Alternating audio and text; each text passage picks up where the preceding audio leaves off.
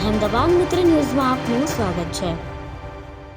વડોદરામાં food and drugs વિભાગે ગેરકાયદે ઇન્જેક્શન વેચાણના મામલે કંપની સામે કાર્યવાહી હાથ ધરી છે, જેમાં વિભાગના અધિકારીઓ 23 ડિસેમ્બર 2025ના રોજ વડોદરાની મેડિકમેન્ટ સોલ્યુશન કંપની પર દરોડો પાડ્યો હતો। આ દરમિયાન કંપનીનું લાયસન્સ રદ કરવામાં આવ્યું છે। તપાસમાં ખુલાસો થયો છે કે કંપની મુંજારો ક્વિક પેન ઇન્જેક્શન એટલે કે મેદસ્વીતા ઘટાડવાની દવાને ડોક્ટરોના પ્રિસ્ક્રિપ્શન વગર વેચતી હતી। અધિકારીઓએ નકલી ગ્રાહક બનીને ઓનલાઈન ઓર્ડર આપ્યો અને પાર્સલ મંગાવીને આ ગોરખ ધંધાનો પર્દાફાશ કર્યો હતો। તપાસ દરમિયાન એવું પણ સામે આવ્યું છે કે કંપની વેબસાઇટ મારફતે સીધી જ ગ્રાહકોને આ ઇન્જેક્શન મોકલતી હતી, જે દવાઓના વેચાણના નિયમોનું ગંભીર ઉલ્લંઘન છે।